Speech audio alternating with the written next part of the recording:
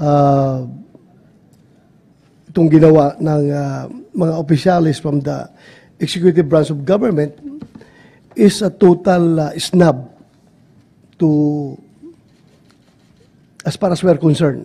And ito'y tahasang pagbaliwala sa doktrina ng checks and balances ng ating gobyerno. Kung ayaw na mag-attend ng hearing, ibig sabihin, ayaw na nilang magpapacheck sa atin na co-equal branch of government. So what will happen to this? Pag tuluyang ganito ang mangyayari is, I think we are now on the verge of a constitutional crisis kapag tuluyan nilang i-snub yung ating imbitasyon. Wala na mangyari. Wala nang respetuhan ito sa isang kapwa co-equal branch of government.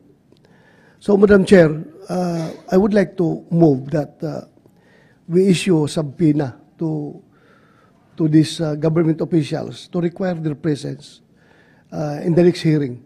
Kung meron ka pang gaganaping hearing, dapat masubpoena ito sila para magkaalaman. Klaruhin natin ito.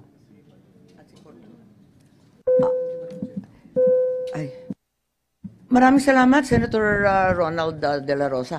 Actually, dalawa yung subpoena na pinapapirma ko sana kay SP Cheese. Isa para kay Prosecutor Fadulyon at ikalawa para sa head ng ating Air Force, si General Cordera. Pero yung dalawa, hindi ko pa natatanggap na pirmado. Ang sinabi ni SP, pinadala na daw niya sa legal ng Senado. Pero hanggang ngayon, wala pa rin tayong natatanggap.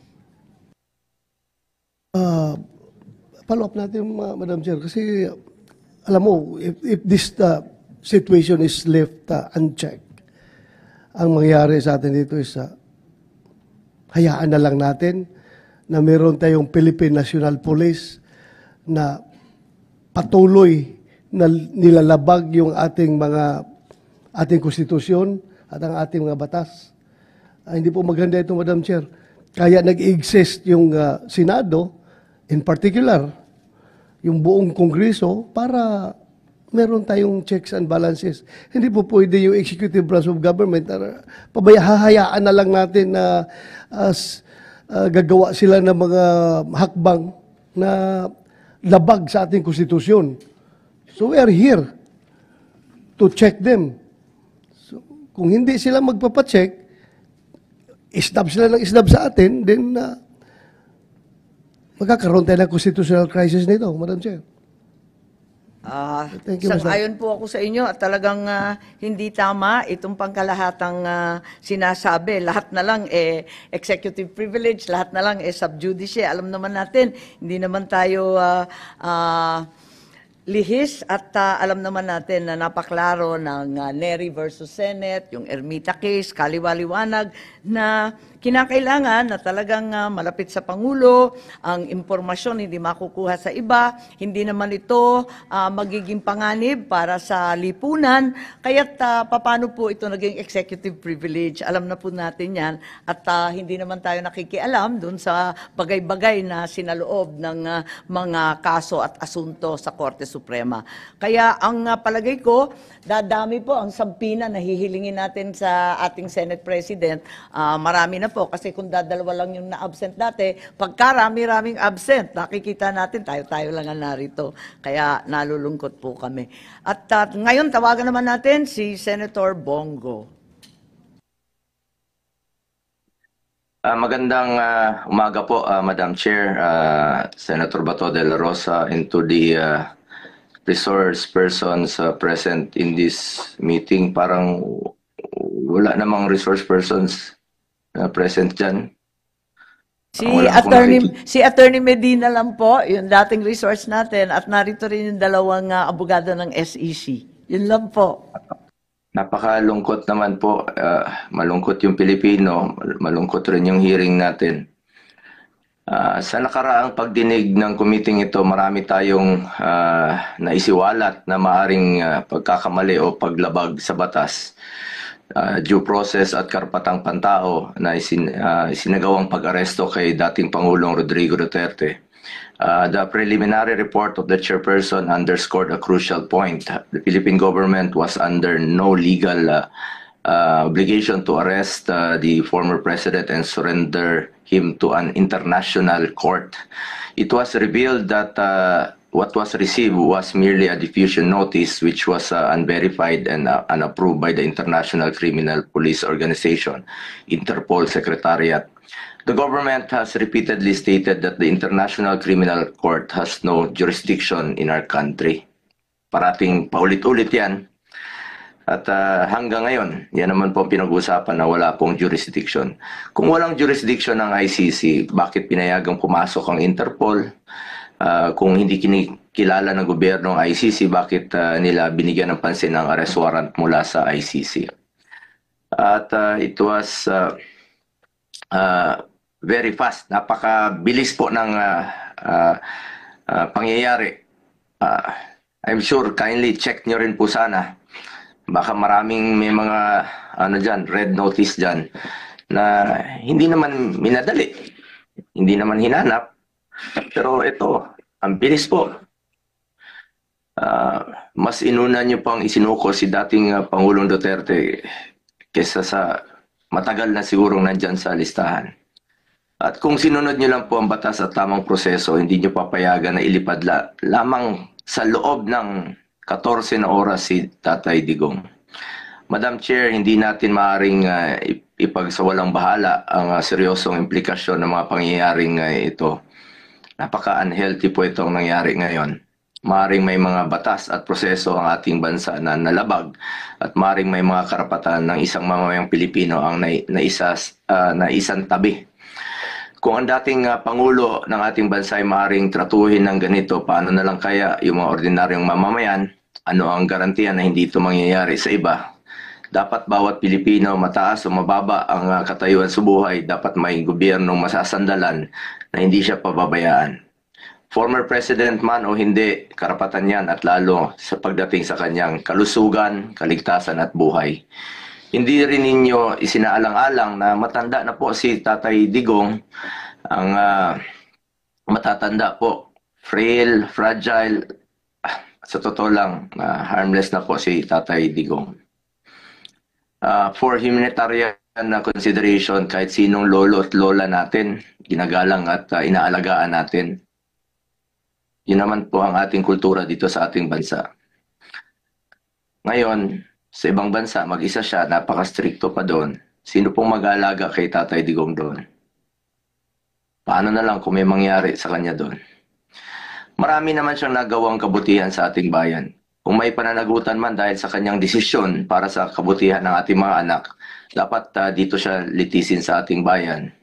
At mas alam niyo po, ang Pilipino po ang dapat humusga sa kanya.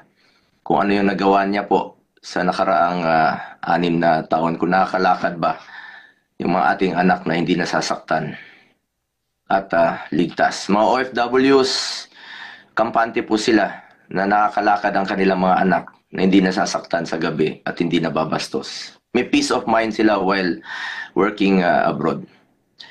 Sa huli, bagamat andun na si Tatay Digong ng buong tapang na hinaharap ang kasong isinampa sa kanya tulad ng kanyang paulit-ulit na ipinangako, napakasakit po sa dibdib na malayo sa kanyang bayan. Ang importante ngayon po ay makauwi si Tatay Digong dito sa ating sariling bansa. Dito niya harapin kung anumang inaakusa sa kanya dahil ilang beses naman niyang sinabi, he takes full responsibility sa kung anumang pananagutan nung kanyang nakaraang termino. Madam Chair, sa mga kasamahan ko, kahit araw-araw pa tayong mag-hearing dito, I'm willing to participate. Pakiusap ko lang po sa inyo, sana matulungan, please bring him home. Marami pong nangungulila, marami pong nasasaktan, mga kababayan ko. Noong nakaraang hearing, nasa Zoom lamang po ako dahil hindi ko kayang humarap sa ilang personnel na mataas ang respeto ko, nirespeto natin, respeto namin ni Tatay Digong at hindi naman po marunong rumispeto. Ngayon naman po, Hindi lang po ako tinakbuhan noon. Ngayon naman, tinakbuhan na naman ng komite.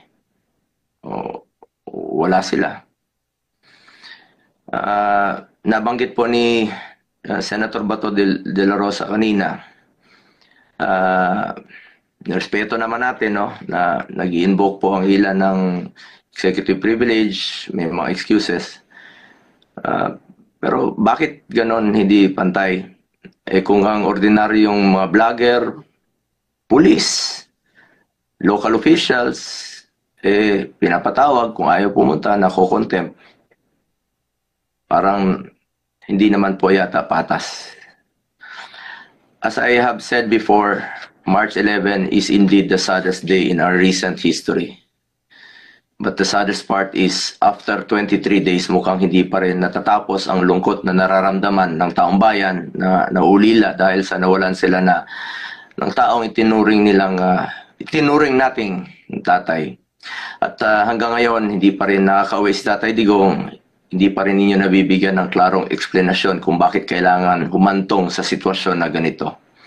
Pagkatapos nyong ilang beses sabihin na walang jurisdiction, bakit po isinuko?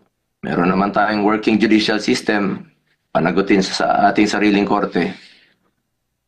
Pero nangyari pa rin ang hindi dapat mangyari. Nakakalungkot po. For the sake of our country, sana hindi na po maulit ang nangyari. Dahil ang pangyayaring ito hindi lamang tungkol sa isang tao, ito po'y tungkol sa respeto sa ating batas, sa ating soberanya, at sa dignidad ng bawat Pilipino. Maraming salamat po, Madam Chair, at sa mga kababayan nating nakikinig. Maraming salamat, Senator Bongo, at talagang lahat kami ay nalulungkot. At wala tayong testigo na sumipot, nakakayamot naman talaga. At gusto ko nga sana, nung una, na magpadala ng subpoena para kay Prosecutor Fadulion ng DOJ at saka doon sa Air Force natin, si General Cordura, dahil nga doon sa Villamor. Subalit, sa kabila ng sinasabi ng Senate President na pinapatawag niya ang legal, wala pa rin yung subpoena na pirmado. Ngayon, sa araw na ito, palibasa nga hindi nagsiputan, halos lahat ng mga opisyal, mapipilitan tayo pa-subpoena na naman, pero kinakailangan natin ang pirma ni Senate President. Ngayon may manifestation rin po si Senator Alan Peter Cayetano. Good morning, Madam Chair. Sa ating colleagues kay Senator Bato, Senator Bongo, Mista, magandang umaga sa inyong lahat. Well, siyempre po, nalulungkot po ako na para tayong pumunta ng birthday party, walang dumating na bisita. But unlike a party, you can celebrate naman with your closest friends, family. Pero dito po sa hearing, I think we can still be productive. But ayoko naman, Madam Chair, na pagalitan yung present dahil maraming absent. So may I take the opportunity to thank very much Attorney Alexis Medina, Attorney Santiago, Attorney Bernal. Alam namin na pag ganito kabigat yung issue ay may consequences din yung pagsasalita, may consequences yung pag-a-appear. But, Madam Chair, I think, more than kind last hearing in terms of not pressing my questions kapag sinabi nilang sub judice. But just to clarify, well settled na yan, whether sa jurisprudence or sa history ng Senate, na mere filing of a case or mere pendency of the case does not stop the hearing, nor is it a reason for them not to discuss. In fact, pagka yung executive department, matetest pa nga yung consistency na kung ang sasabihin nila dito at sasabihin nila dun sa korte ay pareho. Yung sub judice rule kasi, and correct me later on, Attorney Medina, kung mali, it's really more of to protect the integrity of the court and the fairness para hindi dinidiscuss yung case, para hindi sila ma-pressure. Yung sub judice rule is not meant para kung may inconsistency sa ibang bodies, sa SEC, quasi-judicial bodies, or dito sa Congress or sa Senate, Kasi kung yun po ang kaso, di lahat ng ginagawa ng mga COM ngayon, ng mga TRICOM, QUADCOM, ang kailangan lang gawin ng witnesses nila ay mag-file ng kaso against themselves, tigil na yung hearing, no? Number two, there are many points regarding other guests. For example, General Torre, no? He's not covered by executive privilege unless the President talked to him directly. Ang executive privilege, sa pagkaalam ko, kasi kasama po ako doon, ako po nag-chair nung investigation sa ZTE nung na-discuss po itong mga issues na to at na-bring up for the first time in, at least in a recent history, yung executive privilege. Ang purpose ng executive privilege, pareho din ng purpose nung privilege na binibigay, for example, sa journalist, that hindi nila kailangan sabihin kung sino ang kanilang source, or kaya mag-asawa, or yung doktor at pasyente, or abogado at saka kliyente. Ang purpose kasi nun, the client and the lawyer can freely discuss. Ganun din, ang doktor at saka pasyente can freely discuss kasi they will not be compelled to testify, no? Against his client, against doctor. Pero lahat yan meron ding isa pong exception, no? For example, sa doctor, if iaminin sa kanya that a crime is about to happen sa United States, then they are required to say that. So ganun din po dito sa executive privilege. Malinaw sa Supreme Court ruling, you cannot use executive privilege if ang pinag-uusapan may crime ba o wala, or if it's to cover up a crime. At this point, we're not saying there is a crime to cover up, but I will bring up that point right now. So, ma'am, of course, under your leadership, and syempre, may emotions naman talaga si Senator Bongo last time, kayo po. Ako, trinatry ko lang pigilan. Talagang bantay na bantay ako ng asawa ko na wag uminit ulo last hearing, no? Kausap ko rin ng Senate President na let's check the facts, apply the issues, wag mo nang banat ng banat kasi nga baka hindi natin nakita yung buong video. So having said that, I think lahat naman na himasmasan, lahat naman po tayo ay nakapag-reflect. So I was reflecting on, and ma'am, pwede ba after this just to show a short video ni General Torre? Kasi ito ma'am, Republic Act number 7438, an act defining certain rights of a person arrested, detained, or under custodial investigation, as well as the duties of the arresting, detaining, and investigating officers, and providing penalties for the violation thereof. May I also, akin to court na pagkawala po o hindi pinayagan yung ebidensyang i-offer, pwede to i-proffer. No? So wala sila, pero hindi ibig sabihin hindi ko pwedeng ilagay sa record yung tanong, at baka sa media nila sagutin, baka dito later on. Ang linaw po kasi dito, nakalagay po dito. Kung okay lang kay Senator Cayetano, kasi may chronological Okay, presentation one tayo, line lang. at saka si Senator Bato, gustong pag-usapan din yung arrest. Sige ma'am. I'll leave just this one line lang para lang hindi mabitin yung train of thought, no. Nakalagay kasi dito, any person arrested or detained under custodial investigation shall be allowed visits by conferences or any member of his immediate family or any medical doctor or priest or religious minister chosen by him or by any member of his immediate family or by his counsel. Okay, hindi ko nahabaan kasi nga ma'am, I'll follow your advice. Ma'am, may penalty po to.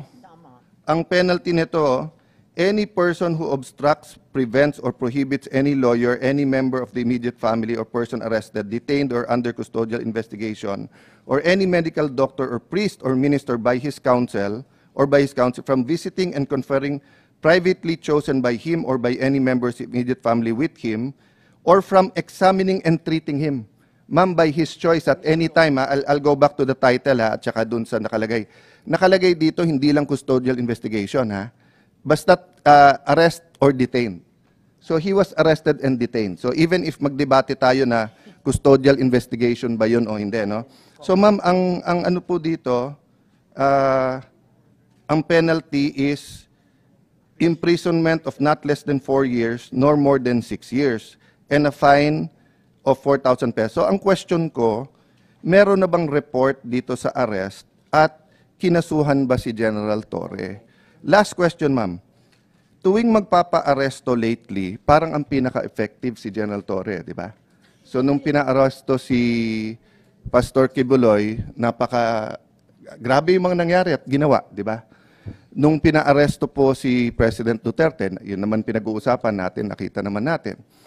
Nung nag-hearing po ako tungkol sa tulay sa Isabela na gumiba, hindi po nag-a-attend si Secretary Bonoan. Sinabi ko lang, kailangan ko pa bang i-designate si General Torre para kunin si Secretary? The next time, nag-attend na siya.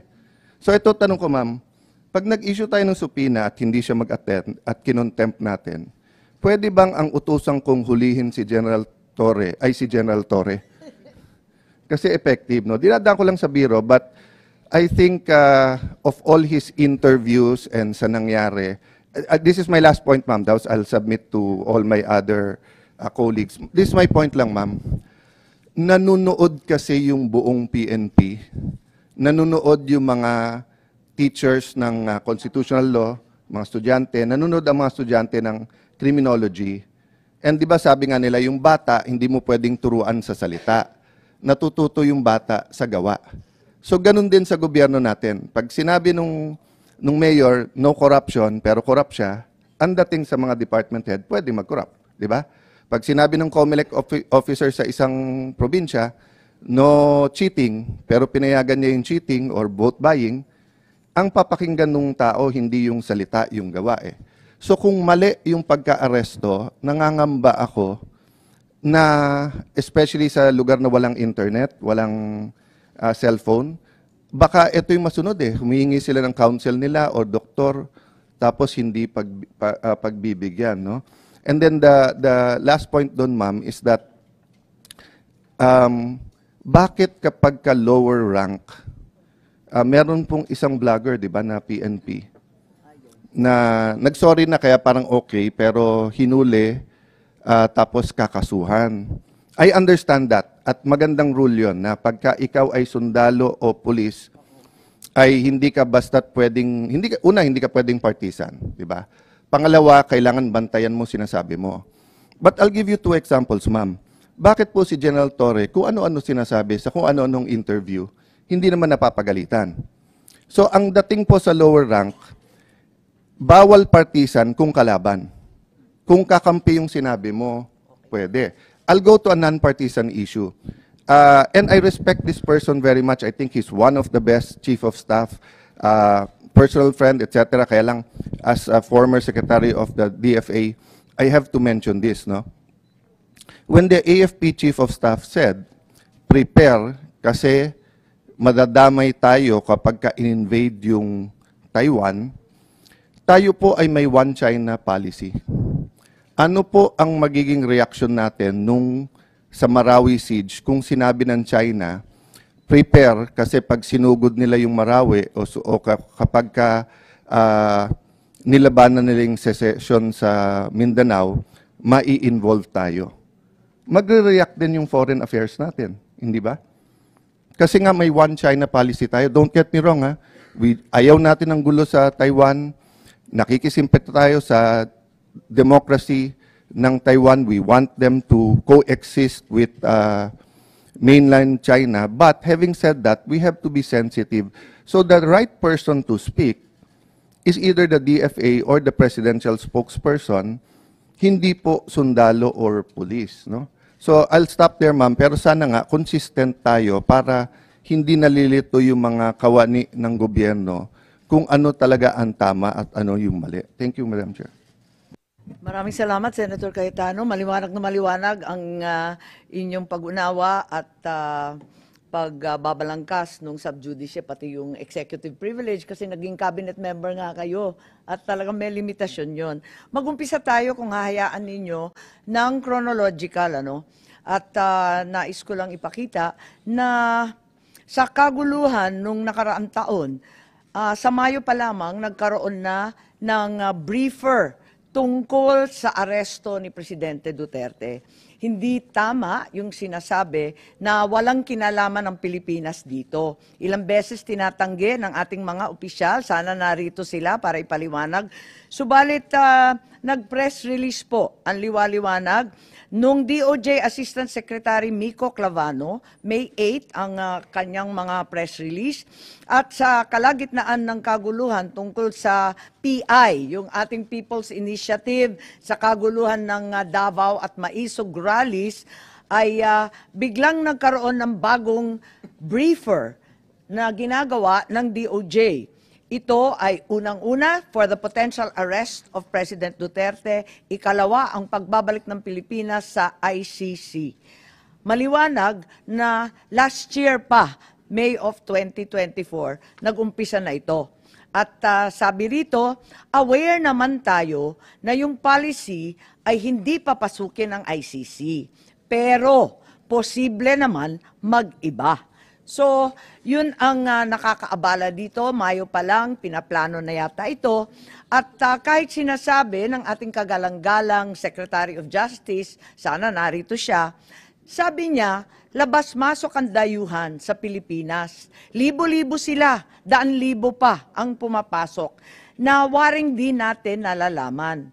Ngunit, kilala ng ating Bureau of Immigration ang ilang ICC, mga tauhan na klaro na pumasok dito. Unang-una, maliwanag, si Maya Destura Bracken, dumating noong October 4, 2024. Siya ay galing US at interpreter siya noong ICC. Maliwanag po yan at maliwanag din na dumating siya sa Pilipinas. Ikalawa, andito din yung protection expert para ipagtanggol ang mga testigo. Ang pangalan, William Rosato, dumating sa Pilipinas October 15, 2024. Mahabang pagpaplano to. Nakita din natin na may dumating din na isa pang protection expert at iba pang mga dumating na si Amir John Kasam. Dumating October 20. At yung investigador dumating din sa October 24, siya yung huli. Ang huling ICC na nasa record ko, October 24, Glenn Roderick Thomas Cala. Siya naman yung investigador at hindi ko alam kung kumpleto na ito dahil meron pang binabanggit na Robin Croft na abogado naman nila. At may binabanggit din sa kanilang mga usapin na bagong team ng 3 parating daw ng 19 October. Hindi ko na nakuha yung pangalan, pero maliwanag na merong mga dumating na ICC at nagpakilala bilang tauhan talaga ng ICC na may kanya-kanyang espesyalidad. May protection expert, may investigador, may interpreter, may abogado. Klaro po yun at itinira, hindi natin sa sigurado ang binabanggit at sinulat nila sa kanilang immigration papers, Midas Hotel, Raffles Hotel, Diamond Hotel. Humingi rin sila ng protection detail and transport sa Pilipinas. So maliwanag na ang Pilipinas ay tumulong at talagang nagpakita ng partisipasyon.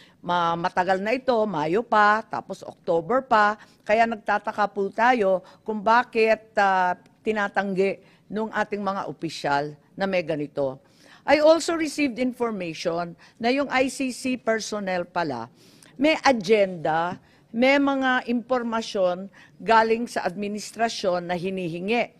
Ang mga hinihingi nila sa agenda nila, unang-una, bank account records, June 2016 to 2019, ng isang Peter Parungo. Meron din silang mga hinihingi ng mga blotter, mga seized evidence, radio transmissions sa Police Station 6 sa Batasan Hills, QC. alalahanin natin na meron tayong bank privacy. Kaya nakakapagtaka bakit yung bank account records na kami mismo dito sa Senado hindi makuha-kuha, naibigay sa ICC. Pati na rin yung mga tactical operations ng pulis, pati na rin yung records ng East Avenue Medical Center sa lahat ng dead on arrival between July 2016 to 31, 2017, lahat ng detalye ng postmortem autopsy at mga inspeksyon. Sana, ipapatanong ko to sa ating kapulisan. Sabi nga ni Senator Cayetano, hindi naman yan sakop ng executive privilege pagkat hindi naman cabinet rank. Pero wala sila rito. Bakit nila ipagkakaila ito samantalang fully recorded naman ito? Ang liwaliwanag naman ito. Huwag na tayong magbulahan. Tapos, itong agenda na sinasabing hiningi, siya rin ang lumitaw sa application for warrant ng ICC prosecutor. Sa madaling sabi, ang kaso sa ICC base sa ebidensyang binigay ng pamahalaan ng Pilipinas. I am asking these questions, I cannot help but wonder, while the administration has been claiming it did not help the ICC, why the prosecutor in his application for the warrant of arrest for PRRD cited the following documents as part of the evidence. Ito na nga, yung paulit-ulit nilang pinagmamalaki, dokumento ng PNP at ibang department, ang drug watch list maintained by the law enforcement, financial and bank records, forensic evidence na nanggaling sa PNP. Mahirap kunin itong mga katibayan na ito. Kahit mataas na opisyal, katulad ng senador, naghahagilap kami ng ganito, wala kami makuha. Paano nakuha ng ICC prosecutor kung sa mga salita at deklarasyon ng ating administrasyon ang sinabi, it will not lift a finger to help the ICC.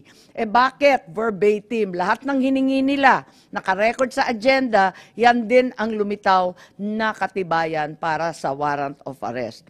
Even if you were to assume that there were members of the PNP who helped the ICC prosecutor in an unofficial capacity, why were these not detected by our intelligence officers? I find it very hard to believe. Malaki po ang budget sa intelligence. Tignan po natin. Ang NSC, sana nandito si Secretary Anyo. Limpak-limpak na salapi ang ginagastos ng Pilipinas sa OP, NSC, DND, AFP. Ang Philippine Army may hiwalay, Air Force may hiwalay, Navy, General Headquarters. Lahat ito hindi nila nalaman. Parang naman mahirap intindihin. Totoo ba na right in front of their faces, hindi naman nila nakita lahat ito? Mahirap talaga paniwalaan. At eto pa, meron na din tayong case build-up na narinig. At andito tayo, yung case build-up ng DOJ. Kanina, nag-umpisa tayo doon sa briefer. Mayo pa lang yon.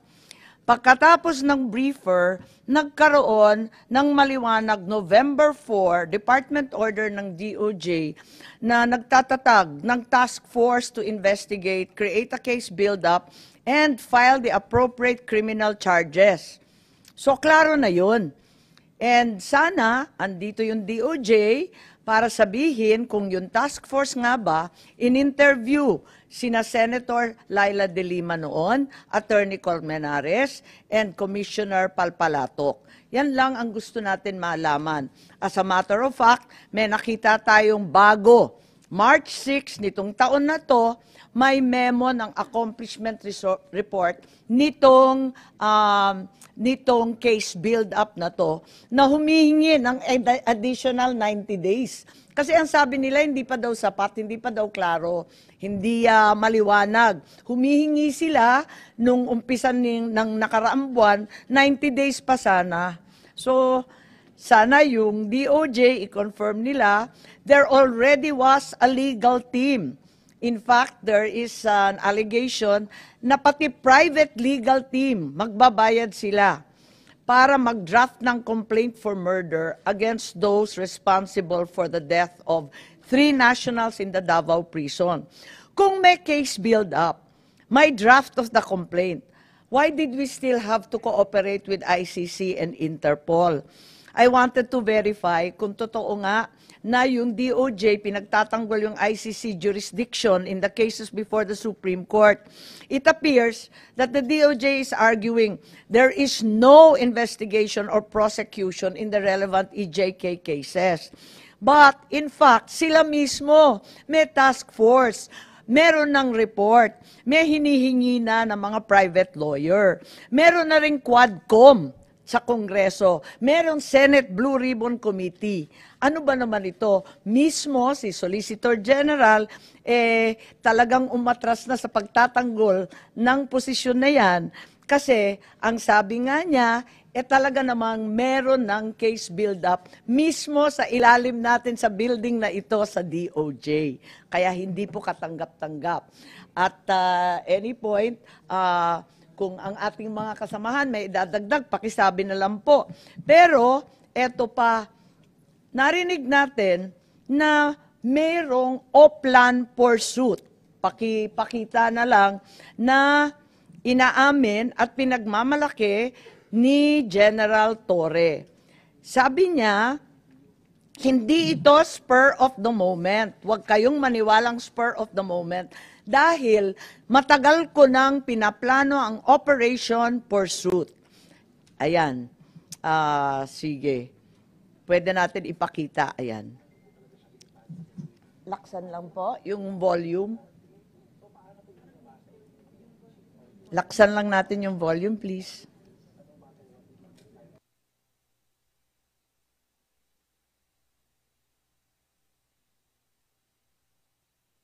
Dapat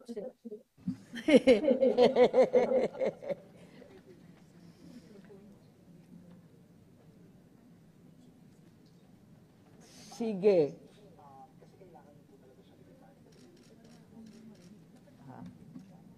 Hindi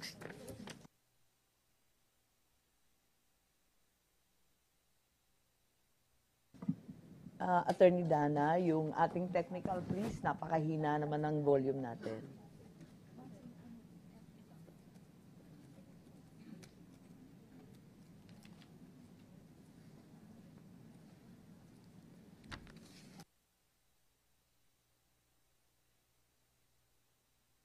Paano yung kasi kailangan niyo po talaga siyang ilipad sa daig no matter what on that day. So paano po ibinabasa inyo ni PNP Chief Marbil na how did he say that to you na no matter what we need to fly the former president to The Hague and we need to implement the ICC arrest warrant? Arrest him and bring him to The Hague.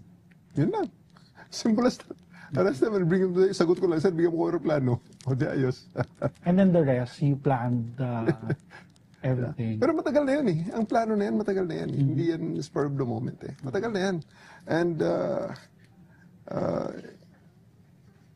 nagkataon lang na talagang yun, the opportunity arose. Ayan, maliwanag na maliwanag. May Operation Pursuit, sabi nga ni General Torre, matagal na yan. Hindi yan spur of the moment.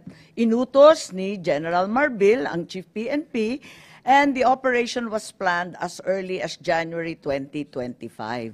So hindi natin pwedeng sabihin na madalian at waring nakita ko bit-bit ni General Torre nung pumunta siya dito sa first hearing dahil pinagmamalaki nga niya na napakakapal nung plano niya. Ang Oplan Pursuit 80 pages. At maliwanag na ang PNO had prepared a secret plan, Oplan Pursuit, to detain PRRD, including scenarios of arresting him either in Manila or Davao. It also contained maps of properties of the former president, his partner, his allies, with arrows labeling the nearby streets where the PNP could access the property. Sana hihingi ako ng kopya nitong 80-page plan called Operation Pursuit. At gusto ko rin sana malaman, katulad ng sambayanan, kung kailan nag-umpisa to. Dahil obviously, itong Operation Pursuit was concocted weeks, if not months before March 11. Panay ang sabi nila, nagulantang daw sila nung dumating nung March 11 ng umaga. Pero mukhang hindi naman yata totoo to. Hindi naman yung Interpol o yung diffusion notice na dumating ng March 11 ng 3 a.m. ang nag-umpisa nitong lahat, kundi nung nakaraang taon pa, Mayo pa lang, klarong-klaro na. Madam Chair, may I move that this committee issue a subpoena ducis tecum to the PNP to produce that document?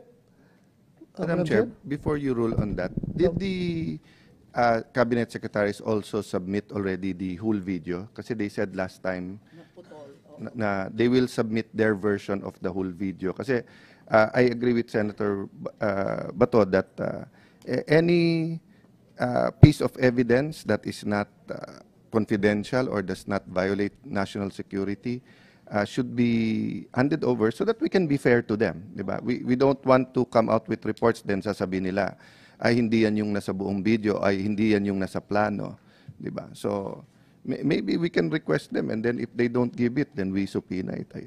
But I submit to you, Madam Chair. Yes, I'm in full agreement with both our senators. And certainly, the comment that there was no plan until they received the Interpol warrant or diffusion order is highly doubtful. Pati yung New York Times, alam yung balita tungkol sa plano. Bakit tayo walang maibigay na plano sa ating komite? Pagkatapos yung complete video na hinahanap ni Senator Cayetana, tama po kayo. Hanggang ngayon, hindi pa nabigay. Pero baka kasi kasama sa 80-page plan yung paghuli kay Senator Bato. So hindi talaga pwedeng ibigay muna sa atin. Senator Bato, anong comment nyo, Dan?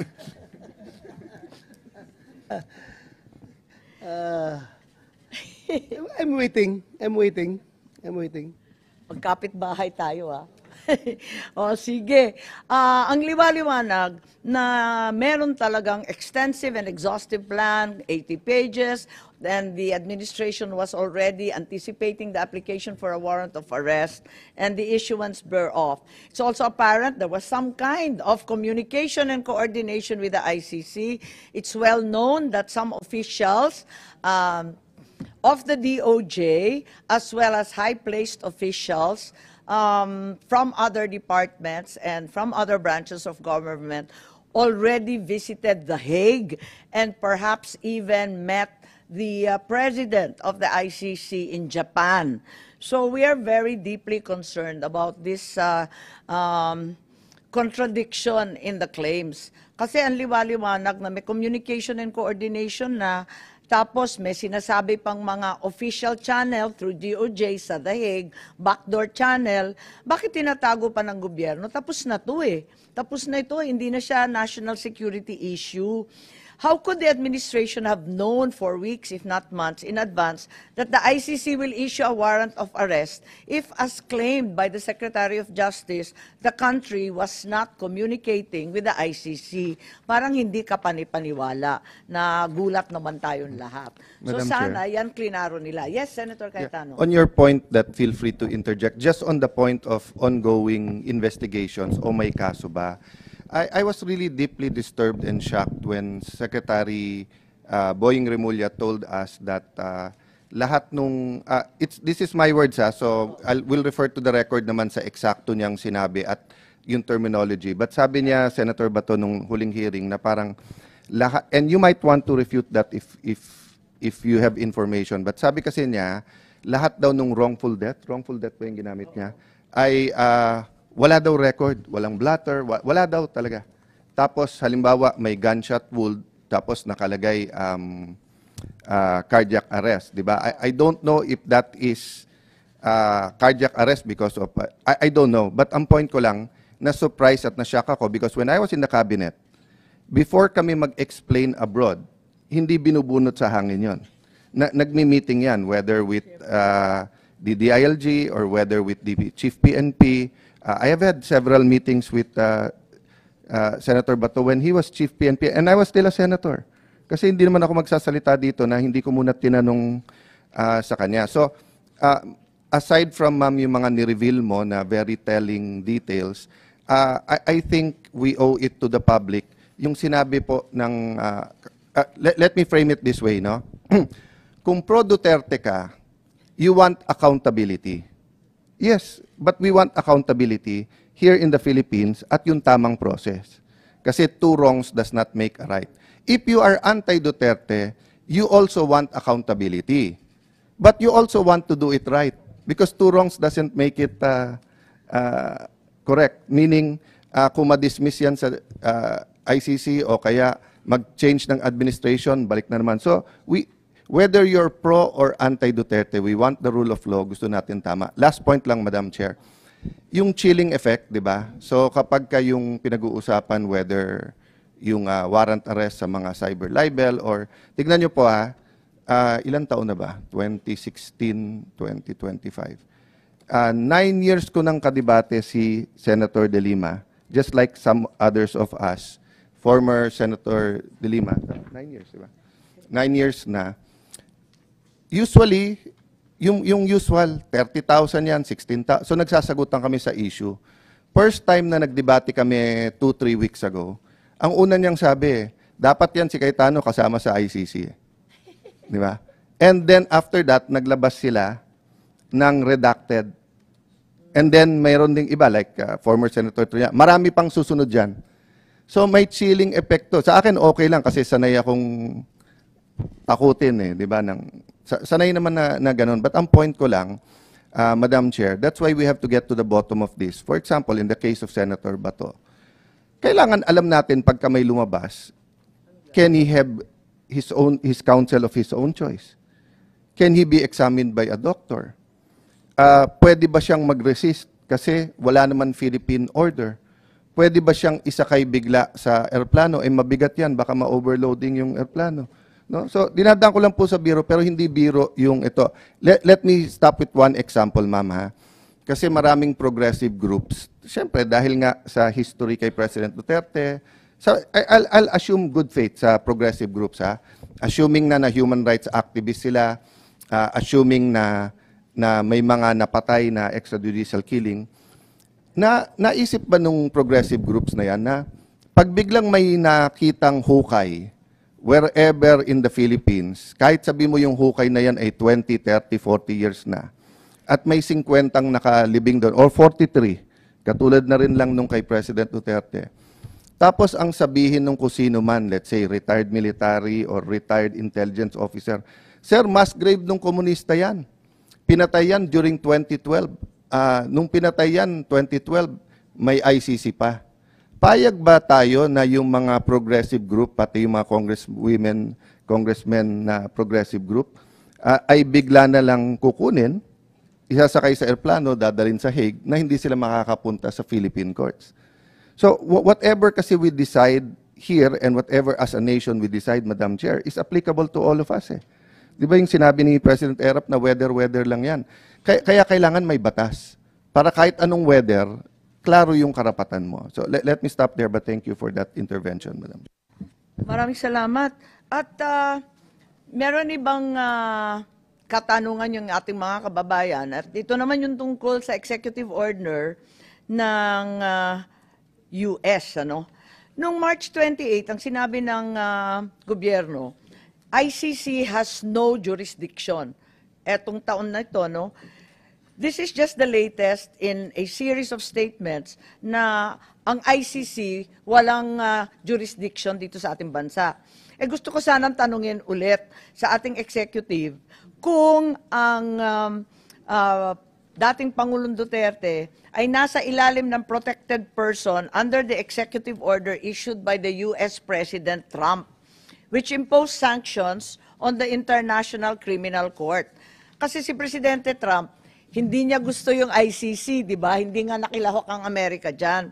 Under Section 8D2 of the EO, any foreign person who's a citizen or ally of the US that has not consented to ICC jurisdiction, o parang Pilipinas, over that person or state party is a protected person sa ilalim nung kay Presidente Trump. So ang Pilipinas, hindi na state party.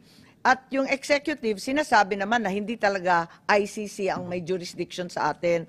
Kaya gusto ko sana tanungin, si Presidente Duterte ba ay isa sa protected persons sa ilalim ng executive order ni Presidente Trump? Non-NATO ally na former or current official. So gusto ko malaman kung si PRRD nga ay protected person sa ilalim ng executive order, sino ang mako-cover sa asset freeze under Section 1 ng executive order ni Presidente Trump? Pwede bang parusahan ang mga sumapi sa pag-aresto katulad ni General Torre? Anong mangyayari kina Garma at kina Leonardo? Kasi ang pagkaalam natin, yung iba sa kanila at yung pamilya nila ay nasa Amerika na. Sakop ba sila nung executive order ni Presidente Trump? So, yan ang mga katanungan natin kasi lumalawak na lumalawak itong pagsisiyasat natin. Umabot na sa US kung saan alam natin nagtatago sila. Kaya nag-aalala ako, ano ba nangyari rito?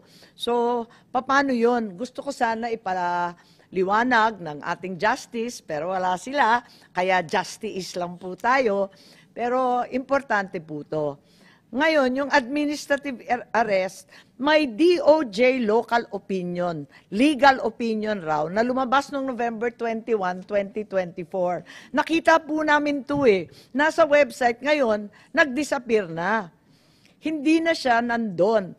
At ang liwanag doon sa legal opinion na mismo yung DOJ USEC na sumulat nito, ang balita ko si USEC Chan, the DOJ does not consider an Interpol red notice an arrest warrant.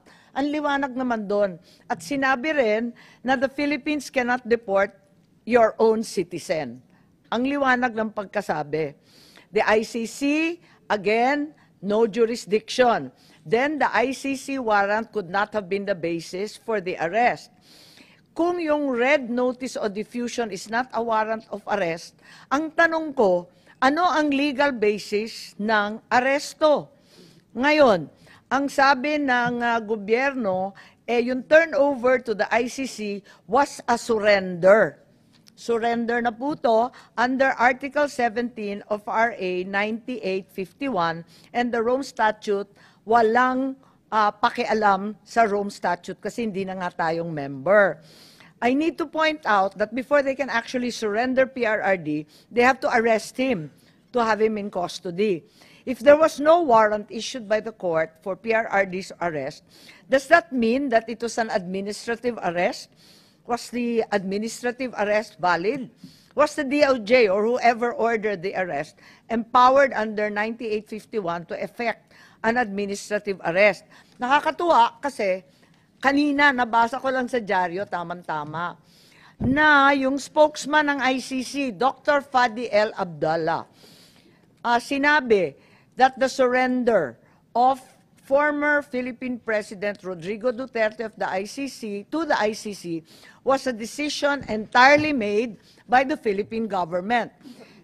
And if there is any question about whether it was lawful or not, it will have to be submitted to the judges. So, mismo yung ICC, sinabi na ang Pilipinas ang nag-surrender sa dating Pangulo. Siguro, si Attorney Medina na naman, magpapasaklolo tayo. Ano ba ibig sabihin ng administrative arrest? At tama ba na sinuko ng Pilipinas si PRRD sa ICC? Magandang umaga po, Madam Chair. Thank you for the invitation. Good morning po, Senator Bato de la Rosa. Good morning po, Senator Bongo. Going back to the question, administrative arrests. Actually, the Supreme Court has recently clarified that administrative warrants for the arrest of non-Filipinos are actually valid. But these administrative arrests apply only to non-Filipinos in deportation proceedings, at least from the case decided by the Supreme Court, it involved a foreigner. Now, we must also take note that in that recent case, that's a landmark case, because in this decision, the Supreme Court introduced an innovation. Historically, administrative arrests, deportation process are purely administrative, no court intervention. But this time, the Chief Justice, who wrote the decision, and upon the suggestion of Supreme Court Justice Marvick Leonen, they introduced a new rule. Under this new rule, even if a person, a non-foreigner, is arrested on the basis of an administrative warrant, they must still inform the regional trial court and wait for the regional trial court to issue a judicial commitment order. Therefore, there is now a duty on the part of police officers or immigration officers, even when arresting a foreigner, to bring this person to the jurisdiction of the courts.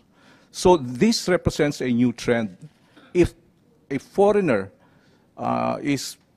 should be brought to a Philippine court before he is removed from the country, with more reason that a Filipino citizen should be subjected to some judicial proceedings before surrendered to a foreign government. And as I have explained earlier, from the constitutional level, from the statutory framework, even under international law, surrender of a Filipino citizen without court proceedings may be illegal.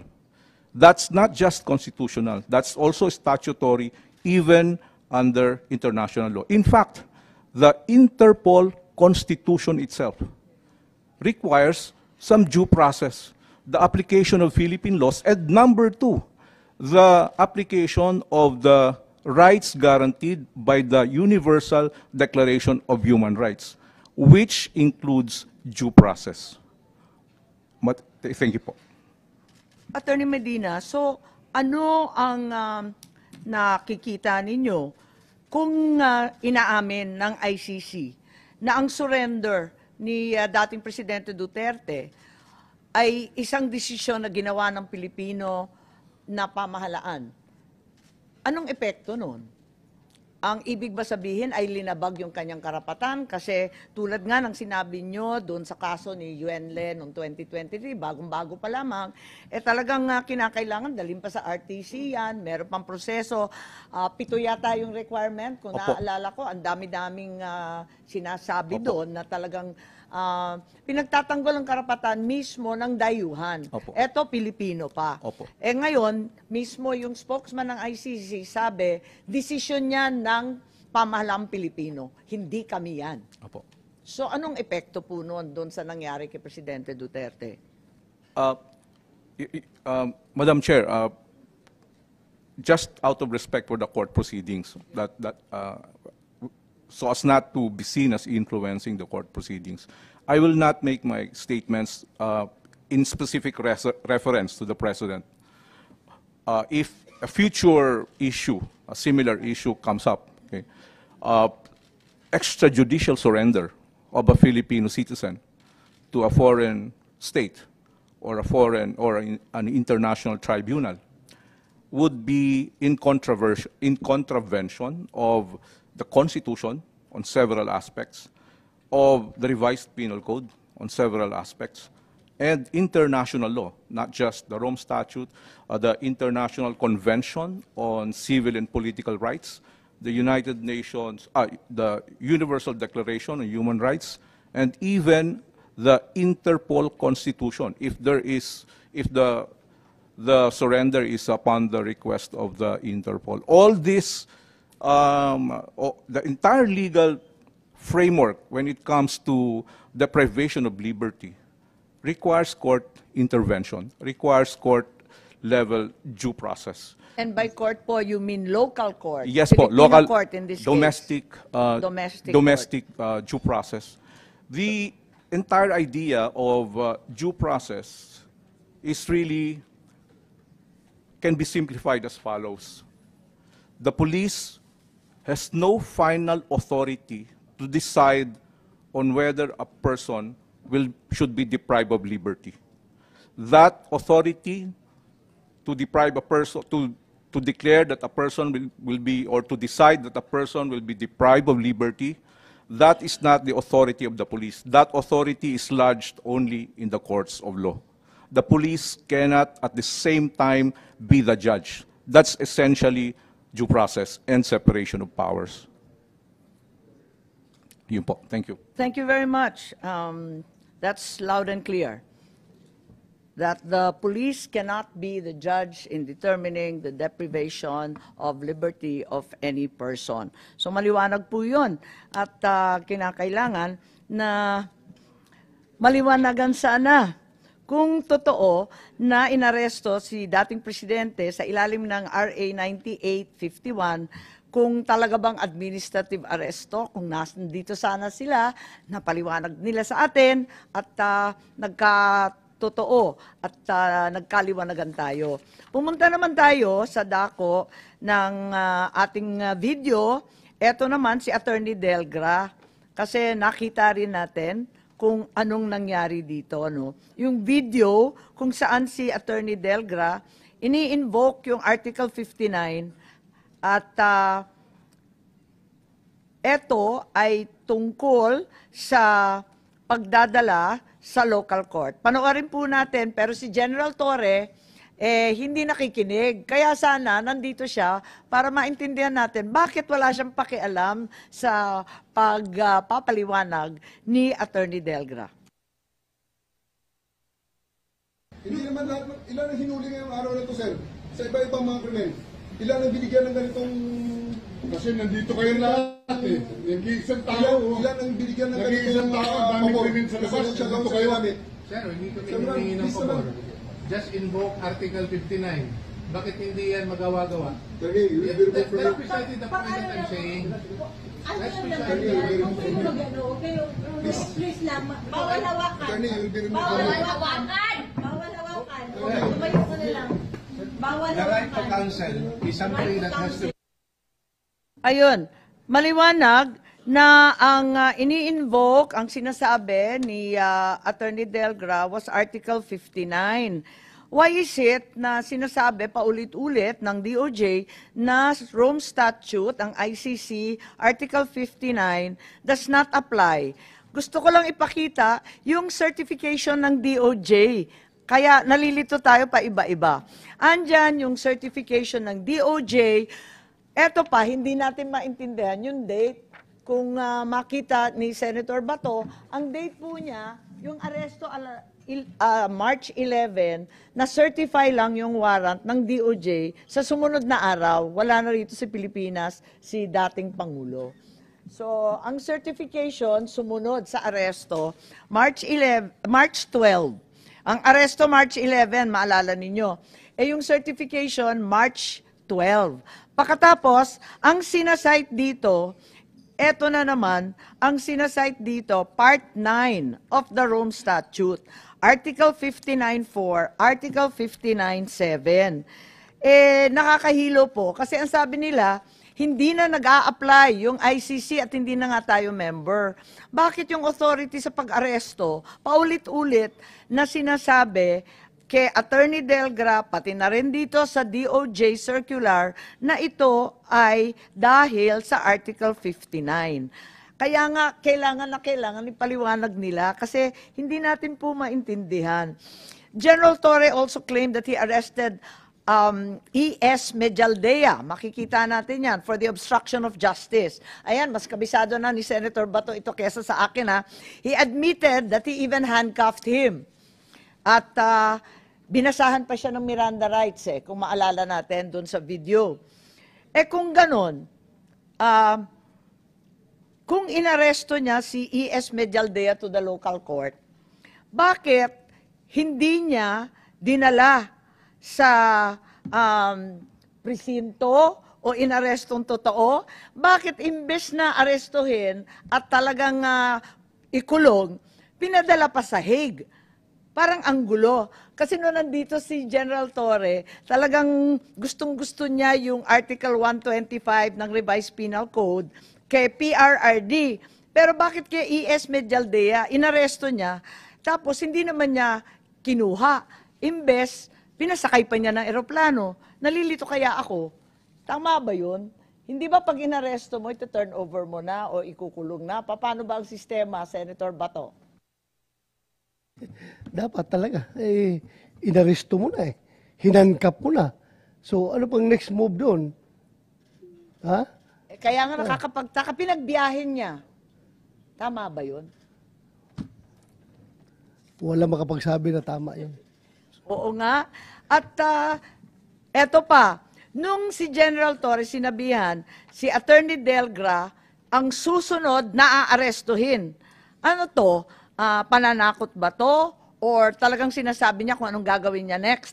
Was he going to arrest him for what? Was Attorney Delgra committing a crime? Wala naman di ba sa video? Nakaupo lang yung tao Tapos, bakit hindi niya tinuloy yung aresto kay Attorney Delgra? Gusto ko sana siyang tanungin Bakit hindi niya tinuloy kung talagang may krimen na nagaganap ni Attorney Delgra? Dapat, inaresto din niya. Ba't hindi niya ginawa? Kung wala namang krimen, ba't siya nananakot? Was this a threat?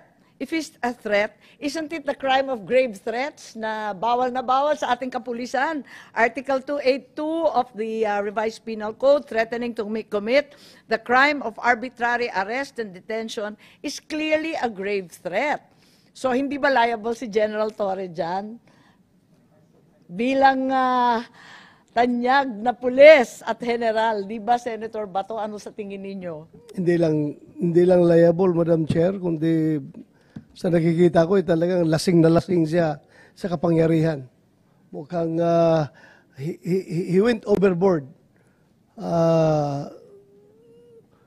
Lahat na lang binayulit niya, Madam Chair. Kaya nga, sunod-sunod nga Parang hindi naman tama to.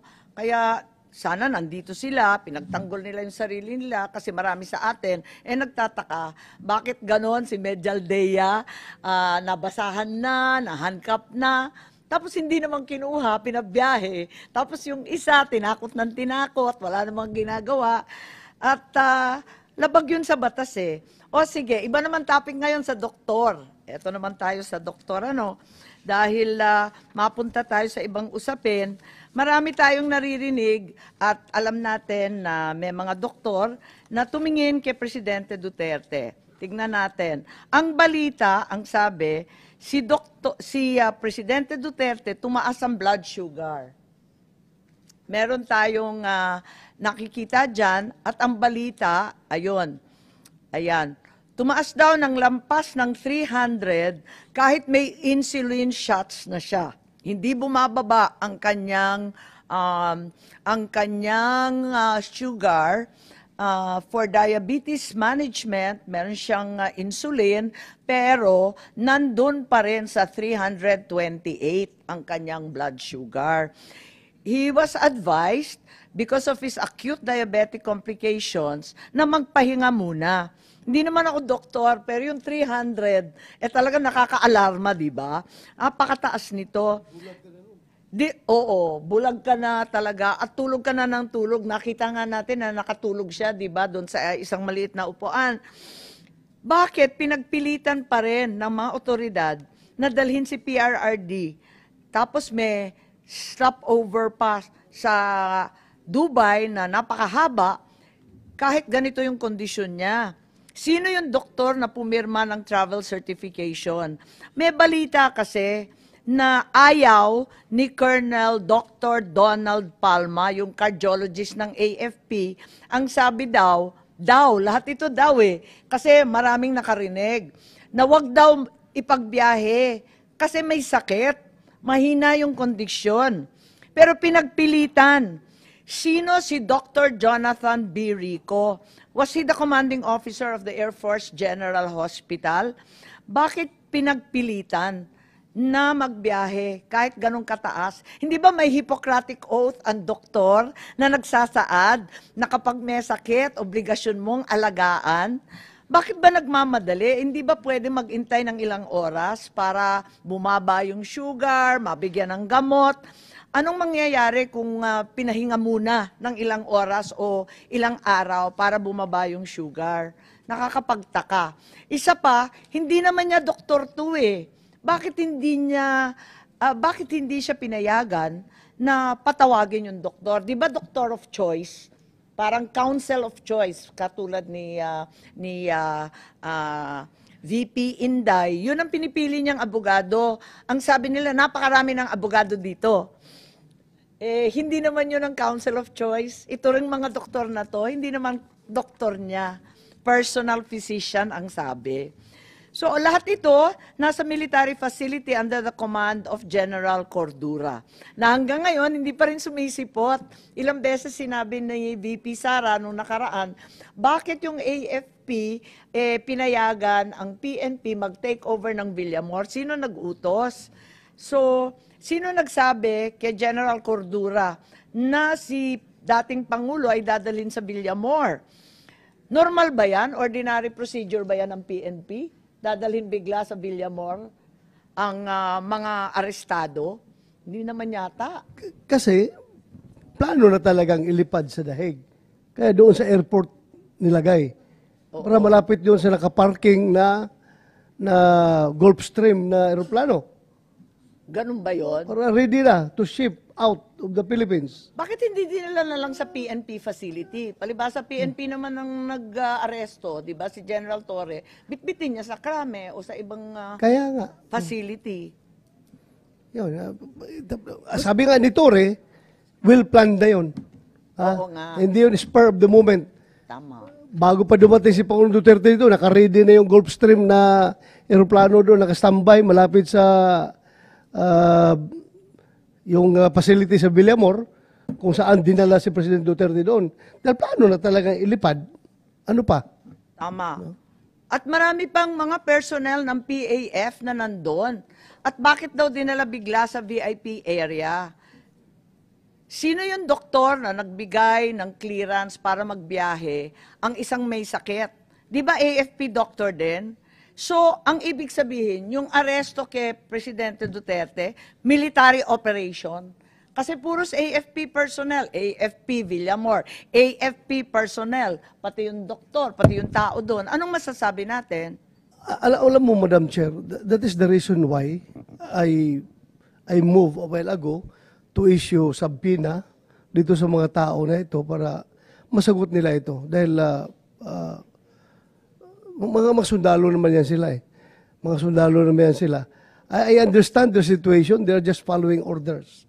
Pero pag umabot sa punto dapat, kung nakikinig yung mga kasundaluhan natin, mga kapulisan, pag umabot sa punto na yung order na ibinibigay sa inyo ay very unconstitutional na at klaro na may nilalabag na mga batas, dapat tayo mga sundalo, mga pulis, mag-isip-isip rin tayo. Dahil ang ating oath is to serve and protect. Hindi po para mag-violate ng batas. So, yun po ang dapat harapin dito sa ating mga invited, supposed to be, invited empty chairs sa harapan natin ngayon, Madam Chair. Maraming salamat at sang-ayon po ako. At sa transcript noong nakaraang hearing, sinabi ni Secretary Gibo Chodoro, we were deputized to support the PNP. It's part of our constitutional duty. Ang tanong natin, sino nag-utos? Sino nag-deputize? Bakit nagkaganon? Yun ang pinagtatakahan natin. So, andyan yata yung transcript, hindi po ba? At maliwanag naman yun. Yes. So sinabi niya na deputize, na pag-utusan lang daw sila, tulad ng sinasabi niyo, Senator Bato, na nautusan. Ayan o. Ayun. Yun. We were deputized. Ang tanong ng taong bayan, sino nag-utos? Sino nag-deputize? Yun ang tanong. Nobody can make, Madam Chair, nobody can make an utos or an order to a Secretary of National Defense. Kundi, somebody above him. And who is above the Secretary of National Defense? It is the President of the Republic of the Philippines. Di ba? Alangan naman, yung Secretary of National Defense is taking orders from a general ng armed forces. It should be somebody from above. So, maliwanag pa sa sikat ng araw na presidente ang nagbigay ng order na yon. Dahil sabi mo niya, he's just following orders. Yun na Madam nga. Chair. Kaya gusto natin malaman kay Secretary Teodoro sino nag-utos. Kasi tulad nga ng sinabi ninyo, wala nang mas mataas sa cabinet member, kundi ang Pangulo mismo. Nabanggit ni Senator Bato yung Gulf Stream at narito yung SEC para ipaliwanag. At maraming nagtatanong doon sa private jet with the tail code RPC5219 used to transport the former president to The Hague. Ayan. So maliwanag po yan. Sino magsasagot niyan, Madam Chair? Yun na nga, kasi wala ngang sasagot. Andito yung detalye natin na meron tayo. If President Duterte is a protected person under the American Executive Order of President Trump, does that mean the person will have all his or her assets in the U.S. frozen? Nalilito kami Kasi in providing the means of transport so that the former president iti-turn over sa ICC, binigyan ng transportasyon, material support or provision of services ang tulong niya. Di ba po? Talagang hindi naman mangyayari yun kung wala yung eroplano. So, Madam Chair, if Malacanang is cooperating with ICC, albeit patago, kahit na-deny nila, kahit ano kasinungalingan na pinagsasabi nila, nag-cooperate pa rin sila. Dahil nangyari na nga nandun na si Pangulong Duterte. Siguro naman, it is a moral obligation of this committee also to share our findings of this committee to President Donald Trump para kung sino mang may-ari itong Gulfstream na ito, na aeroplano, ay kung may mga ari-arian dito sa Amerika, i-covered siya sa executive order na pinirmahan ni President Trump. So kung sino mang may-ari ng aeroplano na yan, mananagot siya kay President Trump. Sigurado ako, kung may Gulfstream ka na aeroplano, meron kang mga ari-arian sa Amerika. Kaya prepare for the repercussions of your action. Dahil very clear yan, doon sa executive order na inisyu ni President Trump na mananagot kung sino mang mag-facilitate ng mga interference ng ICC to their allied countries. Madam Chair. Kasi maliwanag yun, Ito yung tail code, nandyan si PRRD, maliwanag. And there's also an article in Manila Times na sinasaad na may Challenger Aero, ano nga pangalan nito? Challenger Aero Air Corporation that arranged the flight. Hinahanap po namin yung article, biglang nawala. Pero andito yata, ayan, yan ang nakita natin Sino may-ari ng Challenger Aero Air Corporation? Sino yung mga shareholder? Nandito po yung SEC, kilalanin natin si Attorney Bernal, Attorney Santiago. Kilala po ninyo itong Challenger Air Corp. Sila daw ang nag-ayos nung biyahe. Good morning, Madam Chair. As regards Challenger Air Corporation, this was not among the corporations that were requested by the committee, so we may have to ask for some time for us to provide these documents, Madam Chair. Meron kasing nagpadala, eto naman hindi ko na mahindian, nagpadala na yung Challenger daw is subsidiary ng San Miguel. Totoo ba yun? Pakita na lang. Kaya lang, wala nga tayong tao rito na magsasabi, wala tayong testigo, naobliga kami maghanap. At may nagpadala nito na eto nga, sa San Miguel daw to. Ano yung papel ng Challenger kung hindi naman sila may-ari? Kaya nakakapagtaka, kanino ito registered? So, Madam Chair, if I may, Madam Chair. Close na daw sa SEC. Ha?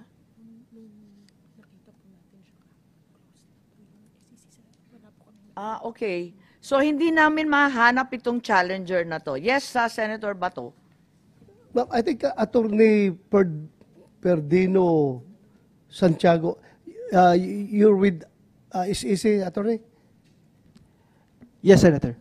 Baka pwedeng i-text mo na lang ngayon doon. Anyway, computerized naman lahat yan, di ba?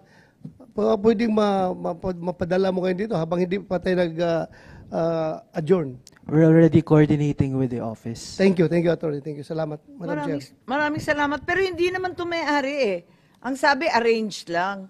Sino nga ba yung may-ari nitong aircraft na to? At anong kumpanya to na nag-charter or nagli-lease out? At sino ang nag-charter noong March 11?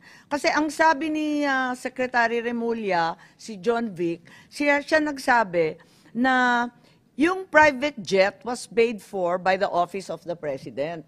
So ngayon, tinatanong ko, if the company or person who owns the plane was authorized to charter it or lease it.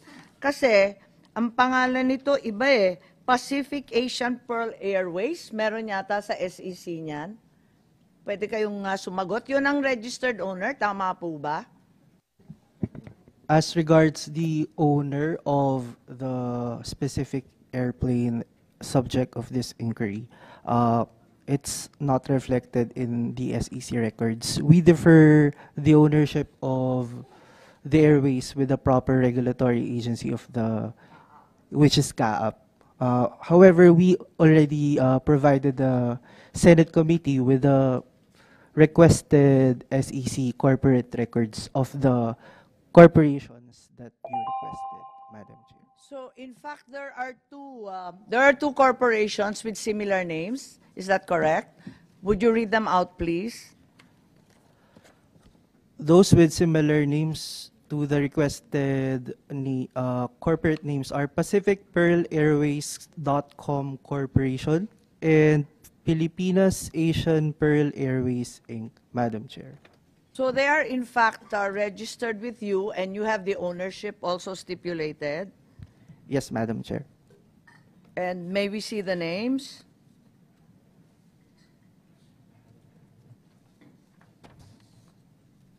Di ba nakalista naman yung mga shareholder niyan? As regards Pacific Pearl Airways.com Corporation, maybe I can turn over The documents. to Attorney Bernal from our corporate Okay. company registration and monitoring Sige po. department.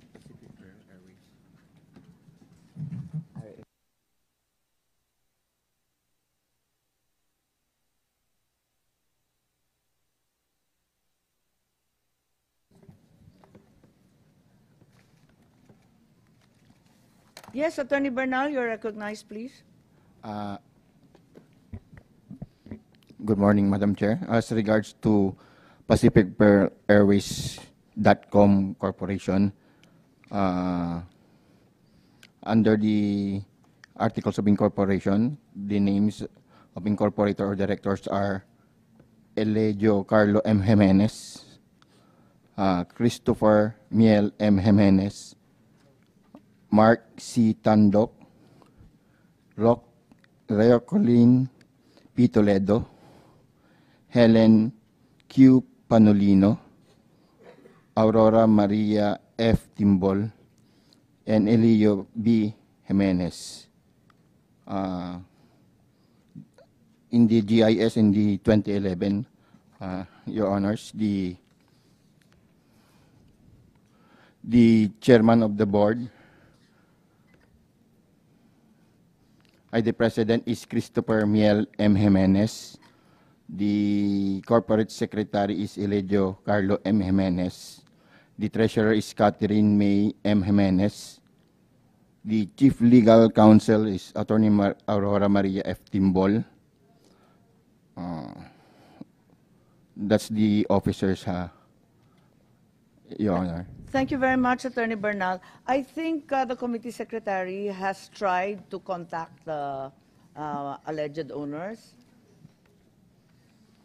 Can you update us as to the development there? We were only able to send an invitation for Mr. Benjamin Ramos. And they haven't responded since? They sent their regrets, ma'am, yes. Just yesterday evening po. Yesterday. Okay, so we will need to be hearing from them since he's one of the owners, 30% ownership of the Gulfstream 550. Ngayon, may nagpadala rin sa akin kasi ng hamon sa totoo lang. At dahil nga, ang pagkasabi ng isang empleyado sa CAAP, eto naman text lang. Hindi daw authorized magpa-charter tong eroplanong to dahil personal lang naman to. So tinatanong ko kung sana nandito si Secretary John Vic, who authorized the charter or lease since it was a private aircraft, and if it was paid for by the Office of the President, saan yung bid documents? Alam naman natin ang mode of procurement, tapakahaba kahit ano pang proseso. In my experience, kahit pinakamabilis na procurement, it takes several days to complete. Biglang sinasabi, they only knew of the warrant of arrest at 3 a.m. March 11. Tapos, sa ilang oras lamang, nakumpleto nila yung announcement, yung tender, yung publication requirements, yung award, at yung completion. Sa loob ng ilang oras, pwede po ba yun? Procurement law? Kahit pinakabagong procurement law natin, hindi naman ganun kapaspas. Madam Chair, may input lang po ako doon. Yes. Napanood ko po kasi sa interview, I think ni SILG na, I'm not sure, I think sa SILG na, ang sabi niya lang kasi, pag kumuha ka kasi ng permit ng airspace, one after the other yon. So kung from here to UAE muna, kaya matagal daw sa airplano si former President. But hindi yun ang kwento naman ni General Torre. Ang kwento naman ni General Torre, aalis na kaya kailangan na sa airplano. So I'm just saying, as you mention all of that, I think lalabas kung ano yung totoo. So just to say na importante yung mga binabanggit niyo, Madam. Kaya nga nakakalito kung, di ba matagal nga mag-apply ng flight plan. Pagkatapos ang tagal rin nila sa Dubai kasi nga wala pang permit to go to The Hague. In other words, madalian. Hindi naman pwedeng madalian ang procurement, katagal-tagal dito sa atin. Yes, Senator Bato. Tsaka, Madam Chair, may I move also that we are going, in the next hearing, we are going to invite yung mga pina-escort nila ng mga police doon sa loob ng eroplano. Dahil pagdating daw doon sa, kung saan sila dumating, wala daw mga papilis, walang mga passport, walang mga visa. Kita mo kung gaano na binayulit lahat para lang ma-carry out nila yung kanilang matagal ng pangarap na mapabiyahe si President Duterte sa Daig. Yung mga pulis, kawawa, walang visa, dumating doon. Ano gusto lang gawin sa pulis natin? May mga pulis na nakasakay sa eroplano. Sa loob ng eroplano, pina-escort. Diba? Pina-escort O sila. yung doktor ata yun. Yes. O, pinadala nandun. Walang papilis. Ano gusto nila? TNT yung pulis natin doon? Ang dami naman nilang linabag na batas, pati yung immigration ng Amsterdam, pambira. Madam Chair, yes, Senator, and with permission ni Senator Bato, bato-bato sa langit, tamaan, wag magalit. Bato-bato sa Senado, sana hindi maaresto. Aray ko, wag kang ganyan. Hindi, pwede lang po bang, pinapatawa lang ko po kayo, but kasi po, nung last hearing, just if, alam nyo dahil naging Chief PNP kayo, nung tinanong ko kasi, dahil ang sabi, Interpol ang tinulungan natin, hindi ICC. So, ang sabi po nung cabinet members na nandito, kasi nung tinignan natin po yung dokumento galing sa ICC, what's the name of that document? Yung may pirma ni Ambassador? Yung parang return nila po. Tapos, nakapirma doon yung Ambassador Lacalinaw. So, sabi ko, so hindi natin tinurn over sa Interpol. Ang sabi lang hindi, kung may representative daw ang Pilipinas ng Interpol dito sa Pilipinas, pag nag-request daw sa Interpol sa atin, pag tinurn over daw natin sa representative nila dito sa Pilipinas ng Interpol, sa Interpol na daw natin tinurn over. Tapos yun nga, yung Ambassador Lacalinaw, tinurn over sa ICC. Pero kung titignan mo, ang pirma niya dito, on behalf of the Republic of the Philippines, as representative, hindi as representative of Interpol. Pero ganun yung Interpol. So kung ako ang representative ng Interpol dito, or point person, na Pilipino ka, so pag nagsabi ka sa akin na may bubulihin, pwedeng sa akin may turn, tapos ako magdadala Madam Chair, Senator Cayetano, kapag in that case, ang requesting entity was Interpol ko, no? So, dapat, marami na akong ginawang nag-request ako sa Dubai. Yung pinapahuli ko si Kevin Espinosa, yung drug lord na ngayon tumatakbo ng mayor ng Albuera. Nung pinahuli ko doon, nag-coordinate ako sa Interpol, nung nakuha nila, physically arrested na si Kevin Espinosa, ako mismo ang nagpadala kasi we have the requesting party. Ako ang nagpadala ng tao doon, sinundo si Kevin, sinakay sa aeroplano, ng PAL, pauwi dito sa Pilipinas. So sa atin ngayon, nangyari, Interpol ko noon nag-request, tayo pa naghatid doon sa dahig. Very inconsistent yung mga actions na ginawa ng ating gobyerno. Dahil baliktad dapat ang requesting party ang magsundo dito. Bakit tayo naghatid? Just one more point, Madam Chair, kasi nga, dito po, duly noted on behalf of the Republic of the Philippines, signature po ng ating Special Envoy for Transnational Crime. No? So hindi siya pumirma bilang representative ng Interpol, pumirma sa atin. So usually mas gusto kong harapan kami kagad, and syempre, actually partida na to kasi maiisip pa nila yung sagot. Pero I think for our records, importante ito. Then last lang, Hihingin ko yung dokumento para part of the yes. Then last lang po, ma'am, hindi ko po kayo ginagawang witness, Senator Bato. Alam mo naman yung respeto ko sa iyo ever since hanggang ngayon. But nung time na Chief PNP ka, may order ka ba na basta't napatay lalo sa drugs? Walang mga report yun. Kasi hanggang ngayon talagang, kasi kung totoo yun, kumbaga sa crime karumal-dumal, di ba? Yung sinabi ni Secretary ni SOJ na nung tinitignan daw nila pag wrongful death daw, wala daw report. Yung nang nakupitan ka lang ng kung ano, napitakan mo, ballpen mo, di ba? May blatter yun kung blatter ka. Have you heard na may ganong order or sistema? Ako, Madam Chair, Senator Alan, diretso kong binitsahan sa dutin ko yan. That's a blatant lie yung sinabi ni Secretary Luluya. Talaga kasi sinungalingan yan. Dahil, alam mo, hindi pa siya palagi noon para makasiguro tayo meron tayong depensa sa sarili natin. Dahil alam natin na merong investigasyon na darating. Siguruhin ninyo, every death related sa war on drugs, meron tayong case folder yan. Nakapile lahat doon, starting from the stop report, the progress reports, development reports, hanggang doon sa pagpile ng kaso sa DOJ. Meron din yan. At yung sinasabi nila ng mga patay na yan, punta na sa PNP, nandun yan mga folders na yan. If you can remember, when I was at PNP, pinatawag ako dito sa Senado, parang kay Laila de Lima. At hiningi sa akin ng committee, yung mga reports. Pinadala ko yung mga reports dito, folder by folder. Andito lahat yung mga report na yun. So, hindi po totoo yun na walang record. Ano, natutulog ang pulis natin? Hindi nire-record, hindi nire-blatter yung mga crime incidents na yan. Madam Chair, kasi emphasize ko lang po personally ako ay run as an independent. Wala po akong partido, hindi po ako partisan. Of course, human tayo, kaya parang you can say pro, anti, but both pro and anti-Duterte gusto accountability, pero gusto truth at tamang paraan. Kaya ako tinanong ng Senator Bato kasi kung naalala mo, madalas na, ano bang tamang word ko kaya i-criticize minsan minumura pa ng dating Pangulo yung human rights group. Pero trabaho ko bilang diplomat, bilang Secretary of Foreign Affairs, is wag masira yung tulay. Di ba? Parang sa China, we totally disagree with their claims in the West Philippine Sea. Pero kailangan may nakikipag-usap. So I remember yung Iceland, grabe ang banat sa atin sa Human Rights Council sa Geneva. Ang ginawa ko po, humingi ako ng meeting. Akala nila makikipagsigawan kami sa kanila. I think si Yusek, were you there with me?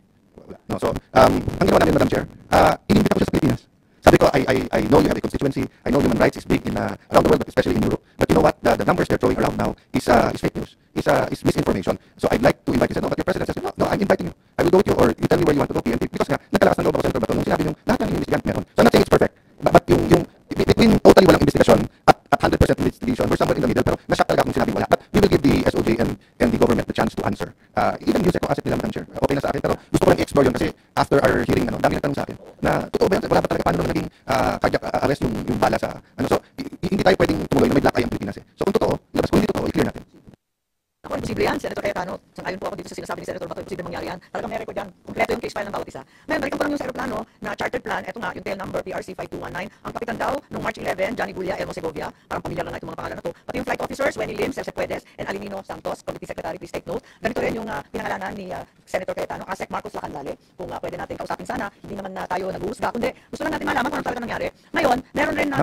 Marcos Lacanlale. So Marcos pa rin. Marcos Lacanlale. Pero hindi ko kamag-anak ka.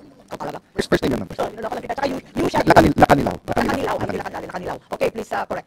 Okay, so yun yung mga pangalan na kinakailangan. Meron rin nag-text sa akin, hinahamon ako, sana hindi manahimik. Please put on screen. Sana hindi manahimik si Senadora.